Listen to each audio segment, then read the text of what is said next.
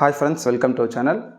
இன்னைக்கு நம்ம இந்த வீடியோவில் ஆர்கிடெக்சர் ஆஃப் 8051 மைக்ரோகண்ட்ரோலரில் ஸ்பெஷல் ஃபங்க்ஷன் ரெஜிஸ்டர் பற்றி தான் பார்க்க போகிறோம். அதாவது SFR அப்படின்னு நம்ம சொல்லுவோம். இந்த SFRன்றது என்னென்னு பார்த்தீங்கன்னா இன்டர்னல் ரேமை விட்டுட்டு மீதி இருக்கக்கூடிய ஸ்பேஸில் வரக்கூடியது தான் இந்த SFR. இப்போ நமக்கு இன்டர்னல் ரேம் வந்து 8051 எவ்வளோ இருக்குன்னு பார்த்தீங்கன்னா 128 பைட்ஸ் இருக்குது. அந்த 128 பைட்ஸை அக்சஸ் பண்ணுறதுக்காக யூஸ் பண்ணக்கூடிய மெமரி லொக்கேஷன் வந்து பார்த்திங்கன்னா நமக்கு தெரியும் 00லேருந்து 7F வரையும். ஸோ இப்போ பாருங்கள், இது இன்டர்னல் ரேம் வச்சுக்கோங்க. இதுதான் வந்து இன்டர்னல் ரேம். இது எவ்வளோ 128 bytes, 128 bytes of internal RAM. இந்த இன்டர்னல் ரேம் வந்து 3 குரூப்பாக பிரிஞ்சிருக்கு. அதாவது 32 பைட்ஸ் ஆஃப் ஒர்க்கிங் ரெஜிஸ்டர், அதுக்கப்புறம் 16 bytes of bit addressable RAM and 80 bytes of general purpose RAM. இதுக்கு நம்ம யூஸ் பண்ணக்கூடிய அட்ரஸ் லைன்ஸ் என்னென்னு பார்த்தீங்கன்னா அதாவது A7, A6, A5, A4, A3, A2, A1 and A0. So இந்த இன்டர்னல் ரேமை அக்சஸ் பண்ணுறதுக்காக நம்ம யூஸ் பண்ணக்கூடிய அட்ரஸ் லைன்ஸ் வந்து இந்த 8 அட்ரஸ் லைன்ஸ் தான். இதுலேயும் பார்த்திங்கன்னா நமக்கு இது வந்து 2 power of 7. இந்த A0 to A7ல் நம்ம வந்து 7 அட்ரஸ் லைன்ஸ் தான் யூஸ் பண்ண போகிறோம். இந்த A7 வந்து ஆல்வேஸ் 0வாக இருக்கும். அப்போ இந்த இன்டர்னல் ரேமுக்கு என்ன பண்ணுறோன்னா, ஃபஸ்ட்டு 0th மெமரி லொக்கேஷன் கண்டுபிடிக்கணும்னா இதுதான் 0th மெமரி லொக்கேஷன். இது 00H. ஸோ இது எப்படி வருதுன்னு பார்த்தீங்கன்னா இந்த 7 அட்ரஸ் லைன்ஸும் எல்லாமே 0.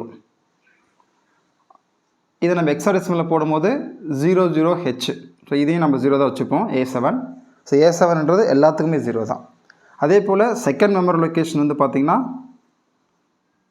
1. இது 01H. 01H.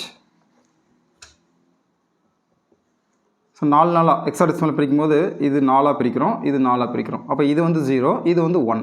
ஸோ பாருங்கள், இது 0, இது 1. ஸோ இது போல் ஸோ நாம் வந்து ஃபைனலாக மேக்ஸிமம் வரக்கூடிய லொக்கேஷன் என்ன, ஃபைனலாக வரக்கூடியது 1 1 1 1 1 1 1. ஸோ இது போல் வந்துகிட்டே இருக்கும். ஸோ ஃபைனலாக வரக்கூடியது இது எனிவே 0 தான். ஏன்னா நம்ம 7 அட்ரஸ் லைன்ஸ் இருந்தால் போதும் இந்த இன்டர்னல் ரேமை வந்து நம்ம அக்சஸ் பண்ணுறதுக்காக. அப்போ இது ஆல்வேஸ் 0 தான். அப்போ இது என்னென்னு பார்த்தீங்கன்னா இது 7, இது F. அப்போ 7F. அப்போது இந்த இன்டர்னல் ரேமனுடைய மெமரி லொக்கேஷன் 00லேருந்து ஸோ இங்கே என்ன வரும் 7FH வரும். ஸோ 00லேருந்து 7F வரை இருக்கக்கூடியது தான் இன்டர்னல் ரேமனுடைய அட்ரஸ் ஸ்பேஸ். இப்போது இதை தாண்டி இருக்கக்கூடியது, இப்போ இதுக்கப்புறம் என்ன வரும், இதுக்கப்புறம் 1 0 0 0 0 0 0 0.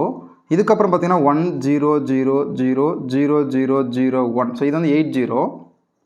நீங்கள் பாருங்கள், இது 8, இது 0. அடுத்து 81 வரும், 80 81H. இந்த மாதிரி போய்கிட்டே இருக்கும். ஸோ லாஸ்ட்டாக உங்களுக்கு என்ன வரும், லாஸ்ட்டாக பார்த்தீங்கன்னா இப்படியே போட்டே போனீங்கன்னா லாஸ்ட்டாக 1 1 1 1 1 1 1 1. ஸோ அப்போ இது என்னது FF. அப்போது 00லேருந்து 7F வரையும் நம்ம எதுக்கு யூஸ் பண்ணுறோம், இன்டர்னல் ரேம்காக யூஸ் பண்ணுறோம் இந்த அட்ரஸ் ஸ்பேஸ்.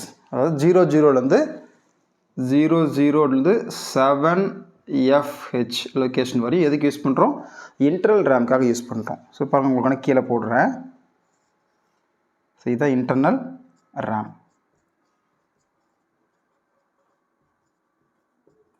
- 128 பைட்ஸ் 00Hலேருந்து 7FH வரையும் நம்ம யூஸ் பண்ணுறோம். அப்படியே இன்க்ரீஸ் ஆகிட்டே வரும். இது 128 பைட்ஸ். அப்போ மீதி இருக்கக்கூடியது, ஸோ இது எதுக்கு யூஸ் பண்ணுறோம், ஸோ மீதி இருக்கக்கூடிய இந்த 80லேருந்து FF வரை இருக்கு இல்லைங்களா, 80Hலேருந்து FFH வரையும் இருக்கக்கூடிய அந்த அட்ரஸஸ். ஸோ இதுக்கு மேலே இருக்கும், இதுக்கு மேலே இருக்கும். இங்கே என்ன இருக்கும், 80Hலேருந்து FFH.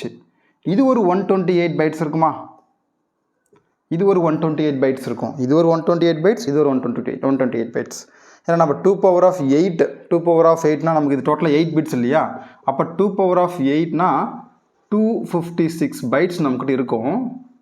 அதில் 128 பைட்ஸ் நம்ம என்ன பண்ணிட்டோம், இன்டர்னல் ரேம்க்கு யூஸ் பண்ணிட்டோம். அப்போ மீதி ஒரு 128 பைட்ஸ் இருக்கும். அதனுடைய அட்ரஸ் அட்ரஸ் வந்து பார்த்தீங்கன்னா 80Hலேருந்து FF வரை இருக்கும். இந்த மெமரி லொக்கேஷன், இந்த ஸ்பேஸை தான் நம்ம எதுக்காக யூஸ் பண்ணுறோம்னா SFRக்கு யூஸ் பண்ணுறோம்.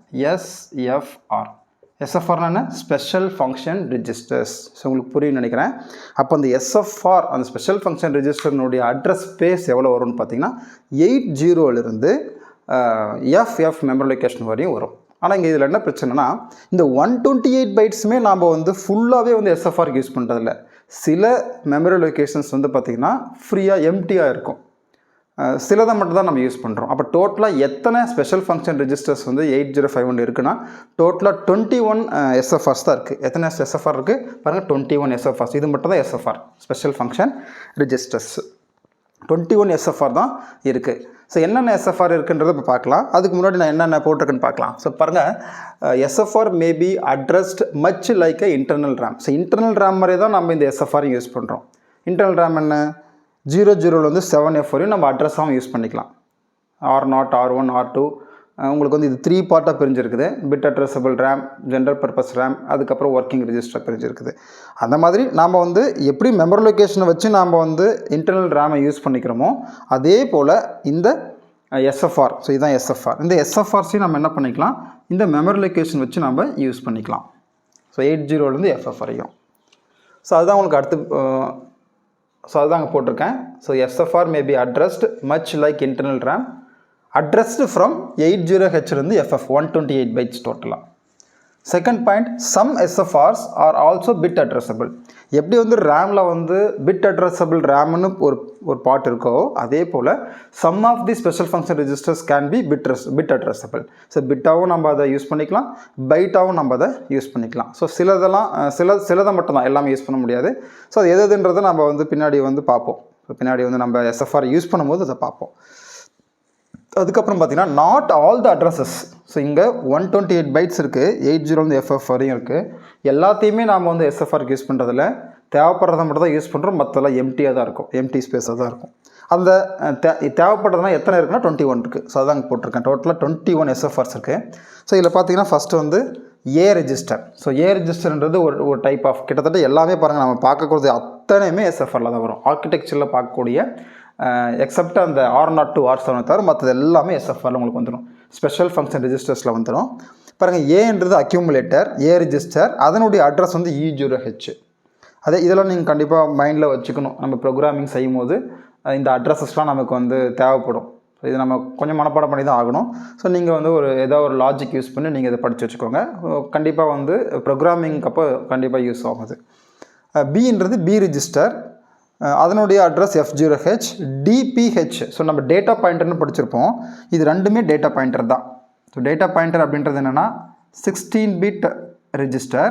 அது எப்படி பிரித்து வச்சுருக்காங்கன்னு பார்த்தீங்கன்னா ஹையர் 8 பிட், லோயர் 8 பிட்டாக ரெண்டாக பிரித்து வச்சுருக்காங்க. ஸோ டேட்டா பாயிண்டர்னுடைய ஹையர் பைட், டேட்டா பாயிண்டர்னுடைய லோயர் பைட். ஸோ அதுதான் DPH, ஹையர் பைட் 83 அதனுடைய அட்ரஸ். DPLன்றது 82, ஸோ டேட்டா பாயிண்டர்னுடைய லோயர் பைட். ஸோ IEன்றது இன்ட்ரப்ட் எனேபிள் ரெஜிஸ்டர்னு சொல்லுவோம். ஸோ இது இன்ட்ரப்ட்காக யூஸ் ஆகக்கூடிய ஒரு ரெஜிஸ்டர். IEன்றது என்ன, இன்ட்ரப்ட் எனேபிள் ரெஜிஸ்டர், அதனுடைய அட்ரஸ் A8.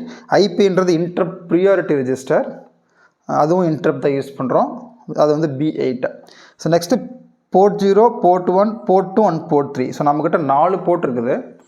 அந்த 4 போர்ட் வந்து பார்த்திங்கன்னா ஒவ்வொரு போர்ட்லேயும் நமக்கு வந்து 8 பிட் இருக்குது. ஸோ எல்லா போர்ட்டுமே வந்து both bit and byte addressable. நீங்கள் போர்ட்ஸ் எல்லாத்தையுமே பிட்டாகவும் அக்சஸ் பண்ணிக்கலாம், பைட்டாகவும் நீங்கள் வந்து அக்சஸ் பண்ணிக்கலாம். ஸோ ஒவ்வொரு பிட்டாக வேணுனாலும் ஒவ்வொரு பிட்டாகவும் யூஸ் பண்ணிக்கலாம், அல்லது ஃபுல் போர்ட்டில் இருக்கக்கூடிய 8 பிட்டுமே வேணுனாலும் நீங்கள் ஃபுல் பைட்டாகவும் யூஸ் பண்ணிக்கலாம். அப்போ போர்ட்ஸ் ஒவ்வொரு போர்ட்டுக்குமே அட்ரஸ் இருக்குது. போர்ட் 0க்கு 80, அதாவது 80H. ஸோ இது எல்லாமே ஹெக்ஸாடெசிமலில் இருக்குது. ஸோ நான் மேலே எக்ஸ்ன்னு போட்டதுனால இங்கே வந்து நான் உங்களுக்கு போடல, எல்லாமே எக்ஸில் தான் இருக்குது. போர்ட் 1க்கு 90, போர்ட் 2க்கு A0, போர்ட் 3க்கு B0. அடுத்தது PCON register, power control register. So இது வந்து நம்ம பின்னாடி பார்க்க போகிறோம். டைமர் கவுண்டர், அதே போல் serial port communication, serial communication பார்க்கும்போதும் இந்த பிகான் ரெஜிஸ்டர் நமக்கு யூஸ் ஆகும். ஸோ அது எதுக்குன்றது பின்னாடி பார்க்கலாம். இதுக்கு பேர் பவர் கண்ட்ரோல் ரெஜிஸ்டர். அதனுடைய அட்ரஸ் 87. Next PSW. ஸோ ஏற்கனவே நம்ம பார்த்துருக்கோம், ஃப்ளாக்ஸ் எல்லாம் ஹோல்டு பண்ணியிருக்கக்கூடிய ரெஜிஸ்டர் தான் PSW, ப்ரோக்ராம் ஸ்டேட்டஸ் வேர்டுன்னு சொல்லுவோம். அதனுடைய address D0. Next SCON register, serial port control register, serial கம்யூனிகேஷனுக்காக யூஸ் ஆகக்கூடிய ரெஜிஸ்டர். அதனுடைய address 98. Next SBUF register, serial port data பஃபர்னு சொல்லுவோம். ஸோ சீரியல் கம்யூனிகேஷனுக்காக ரிசீவ் பண்ணுற டேட்டா, சென்ட் பண்ணுற டேட்டாவை ஹோல்ட் பண்ணியிருக்க டேட்டாவை வச்சிருக்கிற ரெஜிஸ்டர் தான் SBUF register, serial port data பஃபர்னு சொல்லுவோம். 99 அதனோட address. Next SP stack pointer. So நம்ம வந்து லாஸ்ட் வீடியோவில் தான் பார்த்தோம் stack and stack pointer. Stock பாயிண்டர்ன்றது ஒரு 8 பிட் ரெஜிஸ்டர். அப்போ அதனுடைய address 81H. Next TMOD register, timer counter mode control register. So டைமராக 8051 மைக்ரோ கண்ட்ரோலர் டைமர் கவுண்டரை ஆக்ட் பண்ணும் போது அதனுடைய மோடை கண்ட்ரோல் பண்ணக்கூடிய ரெஜிஸ்டர் T-மோட் ரெஜிஸ்டர்னு சொல்லுவோம். அதனுடைய address 89H. Next TCON register, timer counter control register. So இது வந்து மோட் கண்ட்ரோல் ரெஜிஸ்டர், இது வந்து கண்ட்ரோல் ரெஜிஸ்டர். ஸோ இதை நம்ம டைமர் கவுண்டர் படிக்கும்போது பார்ப்போம் ஸோ இந்த ரெண்டு எதுக்கு யூஸ் ஆகுதுன்னு சொல்லிட்டு. அப்போ TCON ரெஜிஸ்டரோட address 88. Next timer register. So இது பார்த்திங்கன்னா TL0. ஸோ TL0ன்னா என்ன? டைமர் 0வினுடைய லோயர் பைட்டு. ஸோ இது வந்து பார்த்திங்கன்னா டைமர் 0, இது வந்து 0. டைமர் 0வினுடைய லோயர் பைட், இது டைமர் 0வினுடைய ஹையர் பைட், டைமர் 1னுடைய லோயர் பைட், டைமர் 1னுடைய ஹையர் பைட். மொத்தம் 2 டைமர் இருக்குது நம்மக்கிட்ட, டைமர் 0 அண்ட் டைமர் 1. அது ரெண்டுமே இப்போ தான் 16 பிட் டைமர்ஸ், டைமர் கவுண்டர்னு சொல்லுவோம். ஸோ டைமராகவும் ஆக்ட் ஆகும், கவுண்டராகவும் ஆக்ட் ஆகும். ஸோ 2 டைமர் கவுண்டர் நம்மக்கிட்ட இருக்குது. அது ரெண்டுமே 16 பிட் டைமர் கவுண்டர்ஸ். அதனால் T0 1, T1 1. அது ரெண்டுமே எப்படி இருக்குது? 8 பிட்டாக பிரிஞ்சிருக்குது. ஸோ லோயர் பிட் தனியாக, ஹையர் பிட் தனியாக. டைமர் 0 லோயர் பிட் தனியாக, ஹையர் பிட் தனியாக. அதே மாதிரி டைமர் 1 லோயர் பிட் தனியாக, ஹையர் பிட் தனியாக. ஸோ இதனுடைய அட்ரஸ்லாம் இங்கே இருக்குது. AA 8C 8B 8D. So இத்தனை SFRs தான் நம்ம 8051 மைக்ரோ கண்ட்ரோல் யூஸ் பண்ணுறோம். ஸோ இது இல்லாமல் ஒரு ரிஜிஸ்டர் இருக்குது, அது 16 பிட் ரிஜிஸ்டர். பட் அது SFRல வராது, அதுக்கு அட்ரஸும் கிடையாது. அதை நம்ம ஏற்கனவே பார்த்துருக்கோம். அதுதான் என்னன்னு பார்த்தீங்கன்னா ப்ரோக்ராம் கவுண்டர், PC அப்படின்னு சொல்லுவோம். Program counter. இந்த ப்ரோக்ராம் கவுண்டர் நமக்கு வந்து SFRலேயே வராது. ஸோ இது SFRல கிடையாது, இதுக்கு இன்டர்னல் அட்ரஸும் கிடையாது. ஸோ அப்போது 8051 மைக்ரோ கண்ட்ரோலரில் இன்டர்னல் அட்ரஸ் இல்லாத ஒரே ரிஜிஸ்டர் என்ன, அல்லது ஒரே 16 பிட் ரிஜிஸ்டர் என்னென்னு பார்த்தீங்கன்னா ப்ரோக்ராம் கவுண்டர். ஸோ உங்களுக்கு புரிஞ்சிருக்குன்னு நினைக்கிறேன். SFRன்றது என்னென்னு புரிஞ்சிருக்குன்னு நினைக்கிறேன். நெக்ஸ்ட் கிளாஸில் நாம் வந்து IO போர்ட்ஸ் பற்றி பார்க்கலாம். Thank you friends.